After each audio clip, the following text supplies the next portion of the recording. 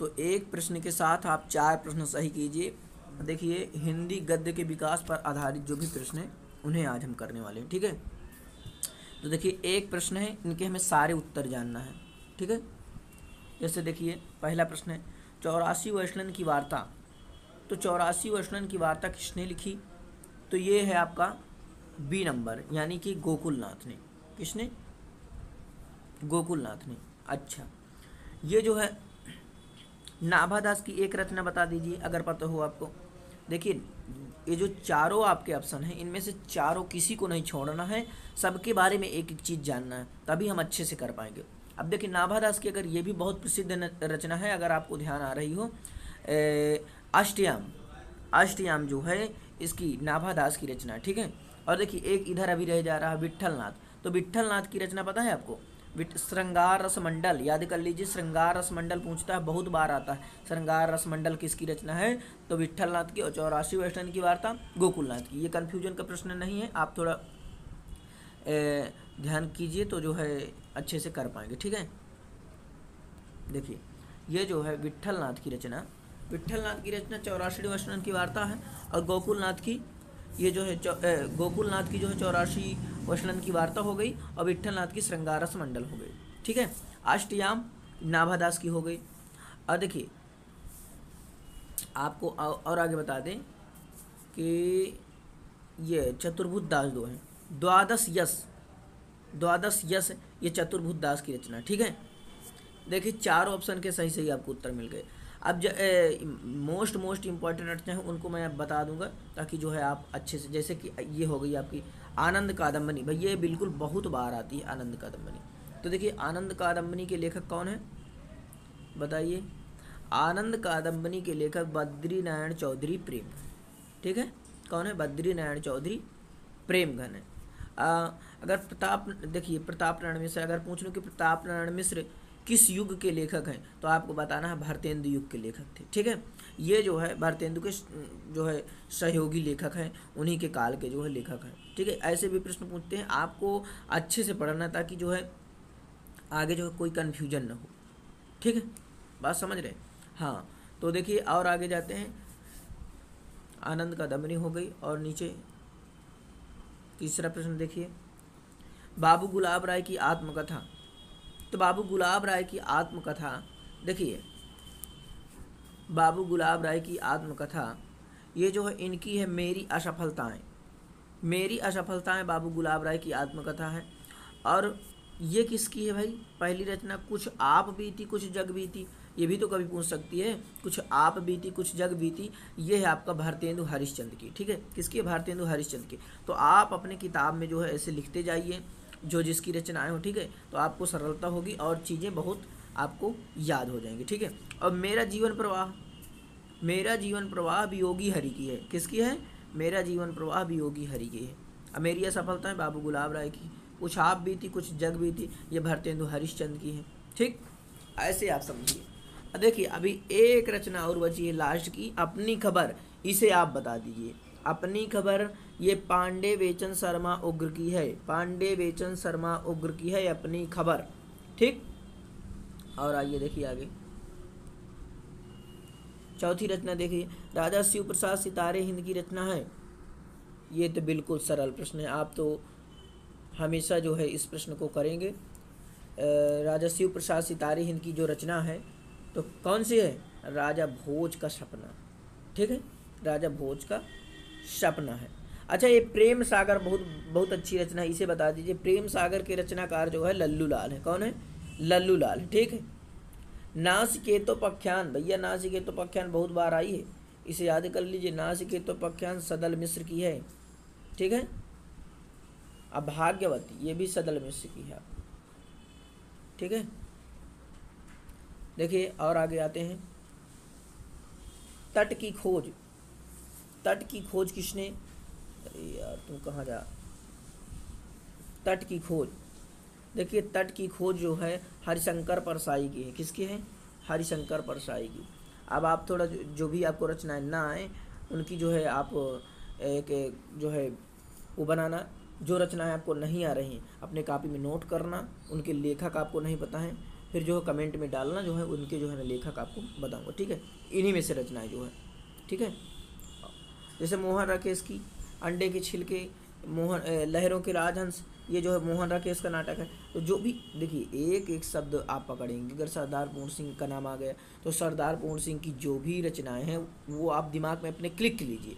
राय कृष्णदास का नाम आ गया तो राय, ये नहीं कि अब देखो इसका तट की खोज तो इसका हरिशंकर परसाई है सही उत्तर, ठीक है। लेकिन ये जो लेखक अन्य लेखक आते हैं तो इनसे इनकी भी रचनाएं आपको पता होंगी, तभी तो जानेंगे आप कि ये जो है तट की खोज किसकी है, हरिशंकर परसाई की है। तो ये भी जानना, जैसे अगर देखिए मोहन राकेश आए तो इनकी रचनाएं 2-4 पता होना चाहिए। सरदार, अगर आपको नहीं पता है, जैसे कि आपके देखिए तट की खोज पूछा, हरिशंकर परसाई इसका सही उत्तर, लेकिन इनकी जो 3 लोग हैं सरदार पूर्ण सिंह, मोहन राकेश और राय कृष्ण, इनकी रचनाएं आपको नहीं पता तो तुरंत किताब खोलीजिए, मोहन राकेश के बारे में पढ़िए, यूट्यूब में सर्च कीजिए, सरदार पूर्ण सिंह का देखिए उनकी रचनाएं, राय कृष्णदास की। तो जब आप ऐसे क्रम पढ़ें कम, आप चाहे कम पढ़ें, जैसे कि आपको पढ़ना है 20 रचनाएं तो 10 ही रचनाएं पढ़ें, लेकिन बिल्कुल शोर होकर पढ़ें, ठीक है। अब बिल्कुल तटस्थ होकर पढ़ें। तो देखिए अब देखिए मैं बता रहा हूँ, ये हो गया आपका हरिशंकर परसाई। खड़ी बोली गद्य की प्रथम रचना है, देखिए ये भी रचना है बहुत इंपॉर्टेंट चीज। खड़ी, गोरा बादल की कथा, ये जो है गोरा बादल की कथा ये किसकी है, जटमल की है। किसकी है, जटमल की है। कब लिखा जटमल ने, तो इसे लिखा है 1832 में। कब लिखा है, 1832 में, ठीक है। 1832 में जटमल ने इसे लिखा। अच्छा, वर्ण रत्नाकर ज्योतिश्वर की है। भाषा योगिष्ट राम प्रसाद निरंजनी की है, ठीक है। ये भाषा योगिष्ट राम प्रसाद निरंजनी की। वर्ण रत्नाकर किसकी है, ज्योतिश्वर ठाकुर की है। 100 अजान एक सुजान के लेखक, ये देखिए बहुत इंपॉर्टेंट रचना। 100 अजान एक सुजान के लेखक है बालकृष्ण भट्ट, ठीक है। और आगे जाए, ब्राह्मण पत्रिका, तो ब्राह्मण पत्रिका देखिए, ब्राह्मण पत्रिका ये जो है देखिए 8वां प्रश्न, ब्राह्मण पत्रिका भारतेंदु युग में, ये पंडित प्रताप नारायण की है ना। अभी देखिए उसके आगे मैंने बताया कि पंडित प्रताप नारायण भारतेंदु युग के जो है भारतेंदु के सहयोगी लेखक हैं। और देखिए पूछ लिया कि ब्राह्मण पत्रिका प्रकाशित हुई है तो भारतेंदु युग में प्रकाशित हुई है। अब भारतेंदु युग का टाइम अगर पूछ लिया जाए तो भारतेंदु युग का टाइम है जो है 1868 से 1900 ईस्वी। अब पूर्व भारतेंदु युग का तो 13वीं शताब्दी से जो है 1868 ईस्वी तक। अब छायावादी का टाइम पूछ लिया जाए, कोई भी ऑप्शन आपसे छूटने ना पाए, ठीक है। छायावादी का टाइम तो 1922 से 1938 तक, 1922 से 1938 तक छायावादी का समय। अब पूछ लिया जाए द्विवेदी युग का टाइम, तो द्विवेदी युग का टाइम है 1900 से 1922 ईस्वी तक, 1900 से 1922 ईस्वी तक ये जो है द्विवेदी युग का है, ठीक है। तो क्रम आप बना लीजिए, जैसे कि भारतेंदु युग का जो है 1868 से चला है, ठीक है। 1868 से ये कितना आया है, 1900 आया है, ठीक है। फिर 1900 के जब 1900 आ गया है तब द्विवेदी युग लग गया है। कौन सा लग गया है, द्विवेदी युग तो द्विवेदी युग कहाँ तक गया है, द्विवेदी युग जो है 22 तक गया, 1922 तक, ठीक है। तो अब 1922 के बाद क्या आया है, 1922 के बाद आया है आपका छायावादी युग।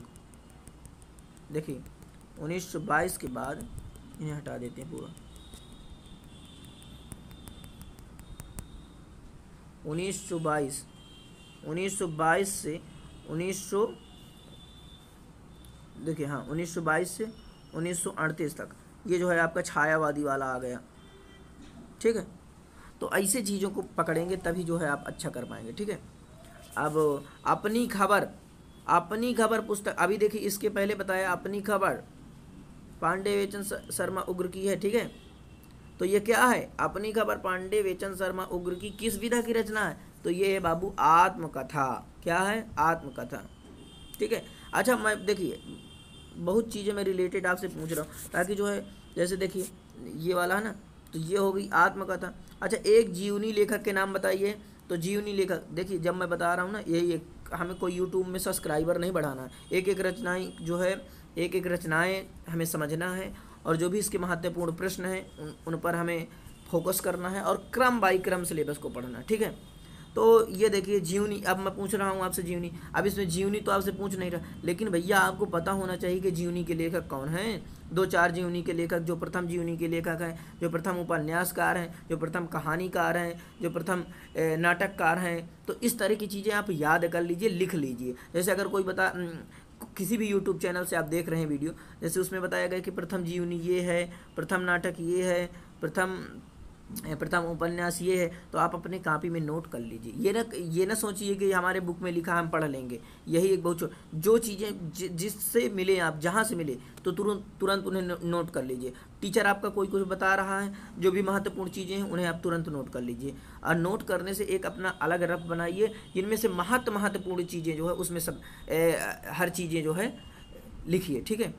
और देखिए आगे जा, तो मैं आपसे पूछा जीवनी, तो जीवनी के लेखक एक बताइए, कुछ आप भी बताइए जाए। जैसे विष्णु प्रभाकर हो गए एक जीवनी लेखक, ठीक है। संस्मरण